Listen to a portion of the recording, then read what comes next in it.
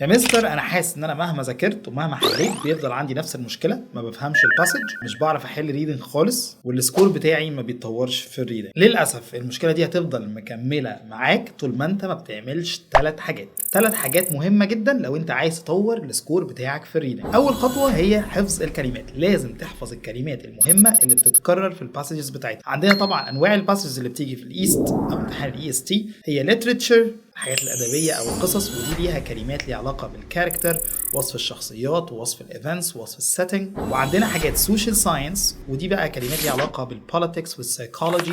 وعندنا كمان الناتشرال ساينس، سواء بقى الكيمستري او البيولوجي او فيزيكس. فمهم قوي يكون عندي حصيله كلمات مهمه من الكلمات اللي بتتكرر في الباسجز، عشان كل ما نسبه فهمك للباسج تعلى كل ما السكور بتاعك والانسرز بتاعتك هتكون احسن. تاني حاجه مهمه جدا هي التكنيكس اللي بتحل بيها كل نوع من انواع الباسج وكل نوع من انواع الكويستشنز، ودي ان شاء الله هنتكلم عليها في سلسله منفصله. ولكن بشكل عام انت بتحاول تضمن الاسئله الاساسيه زي اسئله الفوكابولري او الكونتكست كلو، لان دي كده كده بتكون مربوطه بالجمله، مش لازم تكون فهمت الباسج كلها. او زي اسئله الايفيدنس سايتيشن اللي بتكون مربوطه بلاين ريفرنس معين، فبتروح تقرا السطور دي وبتحاول تطلع الاجابات بتاعتها. كل درس طبعا ليه تكنيك وليه طريقه، فتابعني عشان توصل لك الدروس دي. ثالث حاجه بقى مهمه جدا هي الريدنج هابت، لازم يكون عندك عاده انك بتقرا اصلا، ويكون عندك نوليدج ولو بسيطه عن اهم المواضيع، عشان لما تقرا عن الموضوع ده يبقى عندك اوريدي باك جراوند انفورميشن، ما تبقاش اول مره بتقرا عن الموضوع ده.